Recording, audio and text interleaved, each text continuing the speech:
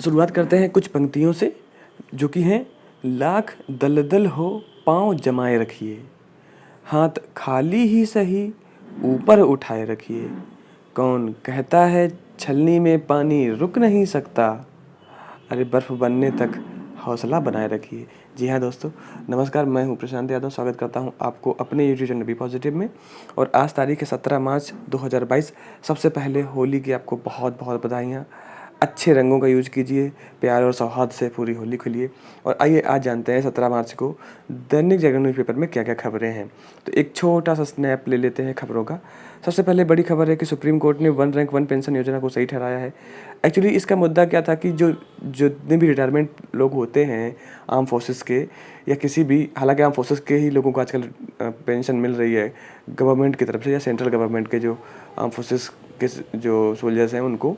तो उसमें था कि जिस रैंक पे होंगे उस रैंक पे जो बंदा अभी पा रहा होगा उसके अकॉर्डिंग उसको पेंशन मिलेगी। बट इसका मेन इशू हो गया था कि इसमें बोला गया था कि इस योजना के तहत जो योजना का पुनर्निर्धारण है वो 5 साल में होगा। तो जो ex serviceman movement, Indian ex serviceman movement एक ग्रुप है जिसमें एक्स सर्विसमैन के सारे जो उनके राइट्स हैं तो हैं उनको बचाव करती है, उसने इस याचिका को निपटाने के लिए पेंशन मतलब सुप्रीम कोर्ट पे एक अर्जी दाखिल की थी। तो उस अर्जी को बताया गया कि ये पेंशन योजना सही है और 5 साल में ही इसका पुनर्विचार हुआ करेगा। चलिए आगे जान लेते हैं। नेक्स्ट खबर है, आपको पता ही कोरोना की वजह से सारे देशों में आना जाना, हमारे देशों में भी अन्य देशों के लोगों का आना जाना काफ़ी मुश्किल हो गया था। तो अभी 156 देशों के लिए वैध ई वीज़ा के जो भी नियम हैं वो सारे वीज़ा बहाल कर दिए गए हैं। बात कर लेते हैं वीज़ा की कि वीज़ा होता क्या है। तो वीज़ा एक तरीके का एक सर्टिफिकेट होता है जिससे कि लोगों को उस देश में आने का एंट्री मिलती है। अगर माने कि वीज़ा क्या है, तो वीज़ा एक वर्ड होता है VISA, जिसका फुल फॉर्म होता है विजिटर्स इंटरनेशनल स्टे एडमिशन। आप समझ गए होंगे कि एक ऐसा सर्टिफिकेट होता है, एक एडमिशन सर्टिफिकेट होता है जिससे कि उस देश के लिए वो आदमी वहाँ विजिट कर सकता है कि नहीं। और फिर जो जैसे नागरिक होते हैं वहाँ पर उनके जितने भी वैध लोग या वैध अवधि होती है वो 10 वर्ष या उस हिसाब से देखा जाता है कि किस हिसाब से कितने साल का वीज़ा दे के लोग जा रहे हैं। बाकी आपको पता ही है कि कल की न्यूज़ में मैंने आपके साथ डिस्कस किया था कि जो सोनिया गांधी, उन्होंने 5 स्टेट्स के जो कांग्रेस के लीडर्स जो वहाँ के नेता थे उनको तत्काल निष्कासित कर दिया है अपने जो भी उनकी टीम है, उनका दल है उससे। तो काफ़ी लोग असंतुष्ट हुए हैं, तो उनका भी एक विद्रोह हुआ है। तो गांधी परिवार के खिलाफ असंतुष्टों का विद्रोह, कहाँ मीटिंग हो रही, क्या मीटिंग हो रही, थोड़ा सा पॉलिटिकली है। बाकी भगवंत मान PM के CM बन गए हैं। उनका कहना है कि जो हमारे विधायक होते हैं वो अहंकारी ना बने।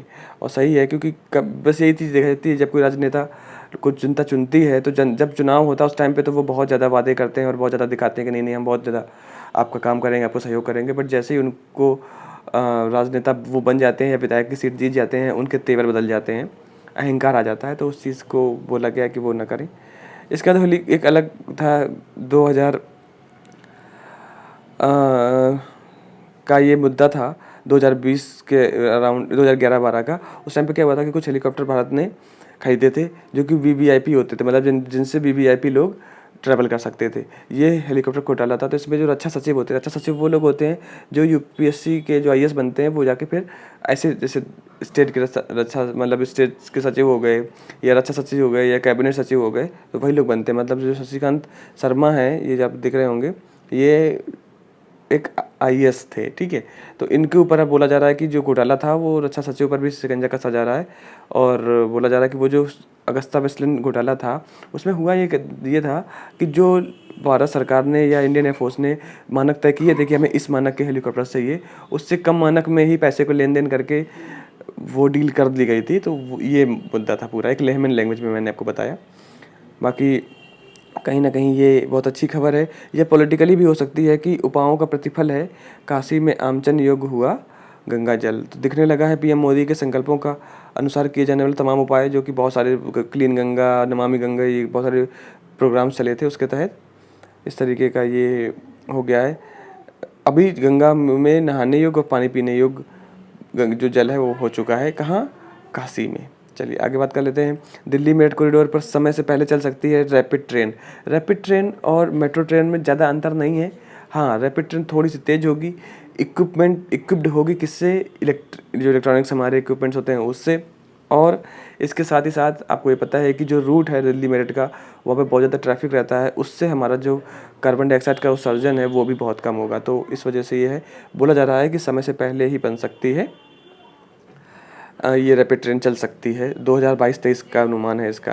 फिर इसके बाद आपको पता ही है कि केवी में क्लास 1 के एडमिशन के फॉर्म चल रहे हैं केंद्रीय विद्यालय में, तो उसके 3 सप्ताह के लिए और बढ़ा दी गई है। तो आप यहाँ से भी देख सकते हैं, अभी न्यूनतम उम्र 5 वर्ष थी और दूसरे में 6 वर्ष कर दी गई है। तो ये आवेदन में भी आपको थोड़ा बहुत कहीं ना कहीं सामंजस्य मिल जाएगा।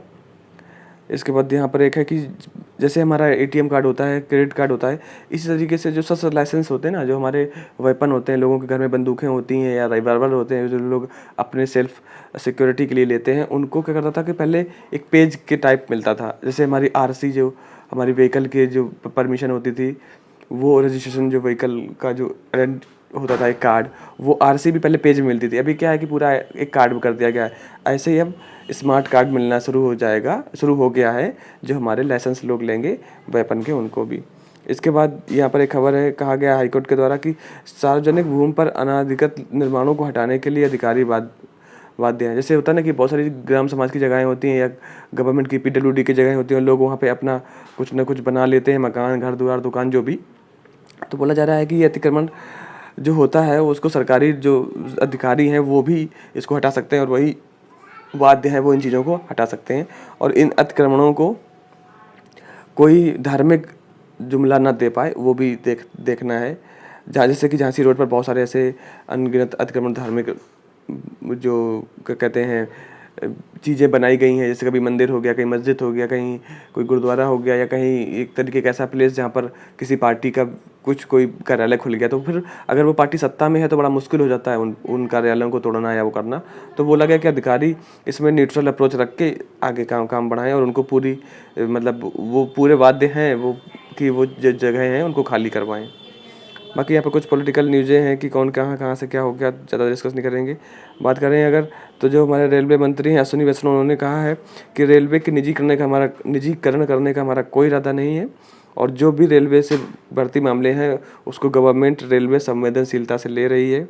सेफ्टी सिक्योरिटी पर विशेष जोर दिया जा रहा है। जो नए नए रेल ट्रैक्स बन रहे हैं या मतलब हमारे रेल की बोगीज बन रही हैं, ऑटोमेटिक प्रमोशन प्रणाली कवच भी विकसित की जा रही है। कवच आपसे मैंने डिस्कस किया था। कवच एक ऐसी प्रणाली है कि अगर कहीं ट्रैक कहीं टूटा हुआ है तो उसके तहत पहले ही पता चल जाएगा कि वहाँ पर ट्रैक टूटा हुआ है। इसके बाद उन्होंने बोला कि देश की विविधता को लोगों तक पहुँचाने के लिए रेलवे प्रतिबद्ध है। आपको पता ही कि रेलवे पूरे विश्व का एक ऐसा ऑर्गेनाइजेशन है, भारतीय रेलवे, जो कि बहुत ज़्यादा लोगों से परिपूर्ण, 17-18 लाख लोग उसमें जॉब करते हैं, और बहुत ज़्यादा वैरायटी वाला है, सब जगह जाता है। कार्गो हो या पैसेंजर हो या वीवीआईपी लोगों का ट्रैवल हो, सारा जो है रेलवे के थ्रू ही होता है। हमारे देश की जो गरीब जनता है वो उसका बहुत बड़ा पोर्शन रेलवे से ही इधर उधर यातायात का साधन को यूज़ करती है। इसके बाद नेक्स्ट यहाँ पर एक अलग बात है कि सोनिया गांधी ने कहा है अपने भाषण के दौरान, कहा है कि चुनावों में इंटरनेट मीडिया का पक्षपाती इस्तेमाल लोकतंत्र के लिए खतरा है। और ये बात उन्होंने सच बोली है। वो इन्फ्लुएंस है या नहीं है ये तो नहीं कह सकते, बट बात उनकी सच है। कोई भी हो, अगर आप ऐसे, जैसे बोला जाता है कि जो हमारा मीडिया है वो चौथा स्तंभ है हमारे देश की राजनीति का या देश का, तो उस चौथे स्तंभ को किसी के इन्फ्लुएंस में नहीं आना चाहिए। उसको खुद को अपनी एक अलग छवि रखनी चाहिए, जो कि न्यूट्रल हो। जो गलत है जो सही है उसको दिखाना चाहिए, उसको बताना चाहिए। यहाँ पर एक काफ़ी कंसर्निंग न्यूज़ है कि आईआईटी में 4300 से भी अधिक शिक्षक पदों की जो है वो रिक्त पद हैं। तो ये बात कही जा सकती है कि इस तरीके से है तो कैसे जो भारतीय प्रौद्योगिकी संस्थान हैं, आईआईटी जिनको बोलते हैं, उनमें कैसे पढ़ाई लिखाई चल रही होगी। तो जो भी इस तरीके की चीज़ें हैं उनको ध्यान देना चलेगा। जो भी टीचर्स का जिस तरीके से अनुमोदन करते हो या वैकेंसी को फिल करते हैं, उनको तेज़ी से करनी चाहिए, क्योंकि लोगों की कमी नहीं है, इंटेलिजेंट लोगों की कमी नहीं है, बस आपको चुनने की ज़रूरत है। इसके बाद यहाँ पर है भारत और चीन के रिश्तों पर जमी बर्फ फिर से पिघलने की उम्मीद है, क्योंकि वहाँ के विदेश मंत्री, चीन के विदेश मंत्री या बोले स्टेट काउंसलर वांग यी इसी महीने भारत आ सकते हैं, ऐसा कुछ बात चल रही है। अभी वो क्या कहते हैं, जो वांग यी हैं वो नेपाल जाएंगे, नेपाल के बाद फिर इंडिया में आएंगे। तो बोला जा रहा है कि 2020 जो हिंसक एक झड़प हुई थी भारत और चीनी सैनिकों के बीच पूर्वी लद्दाख गलवान घाटी में, उसके बाद ये कोई पहली बड़ी विजिट है किसी नेता की या बोल सकते हैं किसी मंत्री की चीन के भारत में, तो हो सकता है कि वहाँ यहाँ आएंगे तो मिल बैठ के बातें होंगी और कुछ सोल्यूशंस निकलेंगे हमारी जो छोटी बहुत उनसे खींचातान है। बाकी यहाँ पे ममता बनर्जी ने कहा है कि बंगाल को मिला था पेगासस सॉफ्टवेयर खरीदने का प्रस्ताव। पेगासस सॉफ्टवेयर मैंने आपसे कई बार बताया है, थोड़ा सा फिर से बता देता हूँ कि ये इजराइल का एक सॉफ्टवेयर था जिसमें हैकिंग होती थी, या बोल सकते हैं कि डेटा चोरी थेफ्ट करने का होता था कि आप किसी के मोबाइल में ये पेगासस सॉफ्टवेयर डाल दीजिए, उसका पूरा कंट्रोल अब आपके पास आ जाएगा, वो क्या कर रहा है क्या नहीं कर रहा सब कुछ आपके हाथ में आ जाएगा। तो कह सकते हैं कि एक स्पाईवेयर तरीके का था पेगासस सॉफ्टवेयर। तो ममता बनर्जी ने कहा कि हमें भी मिला था कि इस तरीके का आप सॉफ्टवेयर लीजिए। इस पर काफ़ी बातचीत हो रही है। बाकी यहाँ पर आज होली है तो उत्तर प्रदेश में होली की अब 3 दिन की छुट्टी हो रही है। हालांकि बच्चों के स्कूल तो खुल नहीं रहे हैं, बट जब हम लोग छोटे छोटे हुआ करते थे और इतने दिन की छुट्टी होती थी तो बहुत खुश होते थे। कोई नहीं, अभी भी बच्चे कहीं ना कहीं खुशी हो रहे होंगे। इसके बाद उत्तराखंड में अभी तक पीएम के नाम के लेकर कोई साफ तस्वीर नहीं आई है। हालांकि 5 राज्यों में काफ़ी लोगों को पता चल गया कि कौन कहाँ बनेगा। जैसे आपको पता ही है कि पंजाब में मान साहब बन रहे हैं, लेकिन उत्तराखंड में अभी ऐसा कुछ समझ नहीं आ रहा कि कौन बन रहा है। बात करें यहाँ पर तो गोवा और मणिपुर के सीएम भी हैं। गोवा के सीएम जो हैं वो हैं प्रमोद सावंत और मणिपुर के हैं वो एन वीरेन सिंह हैं। तो उन्होंने प्रधानमंत्री जी से क्या कहते हैं मुलाकात की है। इसके बाद द कश्मीर फाइल्स, आपको पता ही है एक मूवी बहुत ज़्यादा बड़ा इसका तूल पकड़ा है लोगों ने कि हकीकत है ये है वो है। कहीं ना कहीं आप अगर मुझे पढ़ रहे होंगे, मुझे समझ रहे होंगे, किसी और को जो चीज़ें थी सच में वो चीज़ें हुई, बट अब उस चीज़ को पॉलिटिकली लोग काफ़ी भुनाने में लगे हुए हैं। जो जिसके साथ गलत हुआ वो तो होता ही है कि वो नहीं होना चाहिए था, बट उन चीज़ों का अब लोग अपने अपने फ़ायदे के लिए यूज करें ये भी गलत है। चलिए, बाकी अपनी अपनी राह है और जो हकीकत थी जो सच थी वो लोगों को जानना भी चाहिए। बात कर लेते हैं राष्ट्रीय फलक की। तो वादी में सुरक्षा बलों ने सरपंच की हत्या का लिया बदला, 3 आतंकियों को मार गिराया है और हमारे वीर जवान सैनिक वो होली, दिवाली, ईद, बकरीद कुछ भी हो वो अपना जो उनका जो कर्तव्य है देश की रक्षा करना उसको करते रहते हैं और टाइम टाइम पे उसका जो होता है ना कि प्रतिफल दिखाते रहते हैं। इसके बाद फिर से वही टीकाकरण शुरू हो गया है 14 से 12 से 14 वर्ष के बच्चों का। बात करें बिजनेस की तो बिजनेस में सोना 51,000, चांदी लगभग 67,827 की और क्रूड ऑयल है 76.21। बोला जा रहा है कि रूस का जो क्रूड ऑयल है वो काफ़ी बच रहा है, तो भारत अब उससे क्रूड ऑयल लेने का फैसला जल्द करेगा। अमेरिका को भी इस डील से कोई आपत्ति नहीं है क्योंकि प्रतिबंधों में ऐसा कोई उल्लंघन हो नहीं रहा है, तो ये चीज़ें काफ़ी सस्ता मिल सकता है रूस का क्रूड ऑयल भारत को।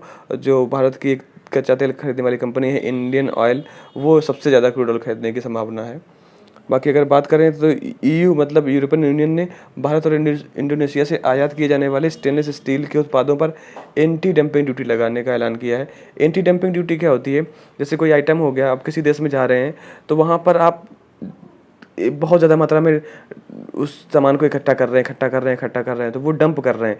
तो हर एक देश चाहता है कि आप इस तरीके का सामान हमारे देश में डंप ना कर पाएँ, क्योंकि उनकी जो लोकल कंपनीज होंगी फिर उनके लिए सामान बनाना बेच पाना मुश्किल होगा, क्योंकि आप डंप करेंगे फिर आप सस्ता कर देंगे। तो एंटी डंपिंग ड्यूटी लगा देंगे आप पर, तो आप जब सामान इकट्ठा करेंगे तो आप उस पर ड्यूटी देंगे मतलब उस पर टैक्स देंगे तो वो सामान ऑटोमेटिकली महंगा होगा। तो जब उनके देश में वो सामान बिकेगा तो महंगा होगा, तो उनकी जो लोकल कंपनीज होंगी उस देश की वो भी कहीं ना कहीं कुछ, क्योंकि उनके ऊपर तो एंटी डंपिंग ड्यूटी लग नहीं रही है तो सामान सस्ता होगा। तो वो ये जो एक कंपटीशन होता है बाहर के देश की कंपनियों का और इंटरनल देश की कंपनियों का, उसके वजह से उनको बचत करने के लिए से ये एंटी डंपिंग ड्यूटी लगाई जाती है। कई बार आपने सुना होगा कि भारतीय जो सरकार है वो जो चीन के सामान है, चाइनाज प्रोडक्ट हैं, उनके ऊपर एंटी डंपिंग ड्यूटी लगाती है, इसी वजह से इसी तरीके से इसी चीज़ को सेव करने के लिए लगाती है। फिर बाद में अभी टोयोटा ने लॉन्च की है पहली हाइड्रोजन फ्यूल से चलने वाली कार। इसके फ़ायदे क्या है मैंने आपसे कई बार बताया, फिर से बता देता हूँ कि ये बहुत कम या बिल्कुल नगण्य मात्रा में कार्बन डाइऑक्साइड गैस रिलीज करती है, जो करती है खुद ही अवशोषित कर लेती है। इस हाइड्रोजन फ्यूल का रहता है कि जैसे कार जब चलती हैं तो धुआं छोड़ती हैं, बट इसमें हल्के से फुब्बारे पानी टाइप छोड़ेगी वो। दूसरी चीज़ ये है कि आपको पता ही हाइड्रोजन फ्यूल और ऑक्सीजन के मिश्रण से चलेगी ये कार। तो जैसे हमारा पानी है, आप देख रहे होंगे पानी में भी हाइड्रोजन और ऑक्सीजन होता है, बट कहीं ना कहीं वो डाइल्यूटेड मात्रा में नहीं होता, बट स्टिल हम कह सकते हैं कि ये पानी से चलने वाली कार लॉन्च हो गई है। अभी हालांकि ये कहना थोड़ा सा गलत होगा, बट स्टिल वो कवायद शुरू हो गई है और वो उस पर चल रहा है। इसके बाद लोगों की संपत्ति बढ़ते टाइम नहीं लगता। 49 अरब डॉलर बढ़ी है अदानी की संपत्ति। ये हो सकता है, अब इतना भी पैसा होता है क्या? थोड़ा सा कुछ देश के हित के लिए कर दीजिए। बाकी ये कुछ खबरें हैं, सॉरी गला थोड़ा-सा दिक्कत दे रहा है। असर दिखाती कल्याणकारी योजनाएँ, तो ये थोड़ा-सा पॉलिटिकली मोटिवेटेड क्या कहते हैं आर्टिकल है। इसमें बोला जा रहा है कि जो भारत सरकार की योजनाएँ हैं, जैसे कि डायरेक्ट बेनिफिट ट्रांसफ़र, पीएम किसान सम्मान निधि, उज्ज्वला, स्वच्छ भारत मिशन के तहत बहुत सारे घर-घर में शौचालय का निर्माण, हर घर नल, ग्रामीण विद्युतीकरण, निःशुल्क अनाज वितरण, प्रधानमंत्री आवास योजना आदि के मतलब ये जो बहुत सारी योजनाएँ थी, उनका असर दिखा है इस चुनाव में, ये इनका कहना है। तो एक बार अगर आपको लगता है कि पढ़ना है तो आप पढ़ लीजिए। फिर इसके बाद एक सबसे बड़ा मुद्दा यही है कि जो हमारी जीव पारिस्थितिकी है, तंत्र है, इकोलॉजिकल सिस्टम है हमारा, उसमें असंतुलन हो रहा है क्योंकि मैन और क्या कहते हैं जो वाइल्ड एनिमल है वो कन्फ्लिक्ट हो रहा है, या कुछ इस तरीके से चीज़ें हो रही हैं जिससे कि हमारा जो पारिस्थितिकी तंत्र है, जो वन्य जीव हैं, उनको सुरक्षा खतरे में आ रही है। तो बोला जा रहा है कि बाघों की संख्या ये थी, कभी-कभी हाथी मर जाते हैं, बहुत सारे ऐसे चीज़ें होती हैं, उनको हमारी जो राष्ट्रीय बाघ संरक्षण प्राधिकरण के मुताबिक भारत में बहुत ज़्यादा बाघों की मौत भी हो रही है। मौसम बदल रहे हैं, उनकी रोकथाम, लोगों का नज़रिया बदल रहा है जानवरों के प्रति। तो ये एक ऐसा आर्टिकल दिया गया है जिसमें बताया जा रहा है कि हमें अब ज़रूरत है वन्य जीवों को सुरक्षित करने के लिए, फिर से बड़े कदम लेने के लिए उनके लिए। बाकी बात करें अगर हम फिर से वही विचार विमर्श में, तो जो कश्मीरी पंडितों के न्याय से जुड़ा प्रश्न वही वाला आर्टिकल फिर से आ गया है। द कश्मीर फाइल्स मूवी को लेके लोग काफ़ी निराश नहीं, काफ़ी दिल से व्यथित हैं कि इतनी ज़्यादा घटनाएं उनके साथ हुई थी क्या, इतने ज़्यादा अत्याचार हुए थे क्या उनके साथ। इसके बाद शिक्षा व्यवस्था पटरी पर लाने की कवायद, अभी पता है कोरोना के चक्कर में बहुत कुछ ढीला हुआ है। सबसे ज़्यादा अगर नुकसान हुआ है तो शिक्षा व्यवस्था को हुआ है, तो उसको फिर से पटरी पर लाने की बात की जा रही है। सख्त कार्रवाई की ज़रूरत, आपको पता है कि होली के रंगों का बहुत ज़्यादा केमिकल्स मिला जाता है, कुछ ऐसे इंग्रेडिएंट्स मिला देते हैं कलर में कि जब किसी की स्किन में लगता है स्पेसिफिकली फेस पे, तो वो कट जाता है, जल जाता है। तो उसमें सख्त कार्रवाई की ज़रूरत हो। आप प्यार से होली खेलिए, अच्छे रंगों से, सौहार्द से होली खेलिए। और हम भी आपसे यही कहते हैं कि जितना हो सके आप प्यार बाँटिए, ना कि इंटेंशनली आप किसी को कुछ ऐसा कीजिए, क्योंकि देखा गाँव घर में तो लोग ऐसे करते हैं कि वो एक मजाक बन के रह जाता है। बाकी ठीक है, अपना अपना नज़रिया है, अपना अपना उत्साह मनाने का तरीका है, तो आप मनाइए, बट आपके उत्साह में किसी और को तकलीफ़ ना हो, बस इतना ख्याल रखिए। आपके मज़े मौज मस्ती में ये बहुत अच्छी तस्वीर है, ये देखिएगा, शायद मैंने थंबनेल में भी इस तस्वीर को रखा है। तो इस तस्वीर से देखिएगा काफ़ी लोग खुश हैं, और होली का त्यौहार खुशी का होता ही है। बात कर लेते हैं हमारा पुराना मुद्दा जो चल रहा था, यूक्रेन हमला। तो वही है कि बहुत दिन से युद्ध खिंच रहा है, लोगों का शंका है कहीं ये युद्ध परमाणु हमला है उसका रुख ना ले ले, बट थोड़ा सा मुश्किल लगता है। बाकी बात कहीं ना कहीं अब दोनों देश आपस में बात भी कर रहे हैं, तो वहाँ से भी तरीके निकल रहे हैं, लग रहा है कि बात करने, क्योंकि कोई भी देखिए, किसी भी चीज़ का सल्यूशन जंग नहीं है। अगर सल्यूशन है तो आपस में सामने बैठ कर बात करने का। अगर हम सामने बैठ के बात नहीं करेंगे तो हम सल्यूशन नहीं पा पाएंगे। तो अब लोग रूस और यूक्रेन के जो नेता हैं वो आपस में आके बात कर रहे हैं, मध्यस्थ में कुछ बड़े बड़े देश आ रहे हैं, तो अब बातचीत करके हो सकता है कि आगे आने वाले कुछ समय में उसका जो असर है और जो युद्ध है वो कम हो जाए या ख़त्म हो जाए। इसका अंतर्राष्ट्रीय अदालत जो है उसने यूक्रेन में सैन्य कार्रवाई रोकने के लिए कहा है रूस से कि आप सैन्य कार्रवाई रोकिए, बात तब इसके बाद करेंगे। इसके बाद स्पोर्ट्स में अगर देखा जाए तो भारत की जो झूलन गोस्वामी बॉलर हैं, वो 250 विकेट लेने वाली पहली भारतीय महिला बन चुकी हैं। और आपको पता ही है कि महिला वनडे क्रिकेट विश्व कप चल रहा है। हालांकि थोड़ा दुखद घटना थी कि कल इंग्लैंड ने भारत को हरा दिया है। इसके बाद कुछ और खबरें हैं। अगर सप्तरंग की बात करें तो यहाँ पे तकनीकी की दुनिया के बारे में बताया गया है कि कैसे हमें क्या करना है, क्या कुछ हमारे प्रोजेक्ट्स हैं आगे के, थोड़े से एंटरटेनमेंट टाइप से हैं, बट ज़्यादा कुछ खास है नहीं। इसके बाद होली में तैयार कैसे पकवान करें ये भी बताया गया है। आजकल में बात करें तो एक नया शोध आया है कि मलेरिया की दवा से भी कैंसर का मतलब दवा मिल सकती है। तो बोला जो हाइड्रोक्लोरोक्लोबिन, आपको पता ही है कि मलेरिया में यूज होता था, के साथ साथ कहीं ना कहीं हमारा जो कोरोना था उसके लिए भी यूज हो रहा था। अब बोला जा रहा है कि ये कैंसर के लिए भी यूज हो सकता है। और हाइड्रोक्सी क्लोरोक्विन जो है वो भारत में सबसे ज़्यादा मात्रा में उत्सर्जित होता है, बनाया जाता है। इसका मतलब है कि भारत के लिए अच्छी खबर है।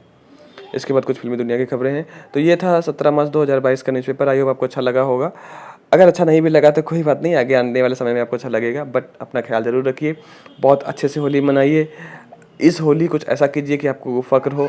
जो आपसे नाराज़ हैं, आपके दोस्त हों, आपके पड़ोसी हों, आपके कलीग हों, आप उनके पास जाइए।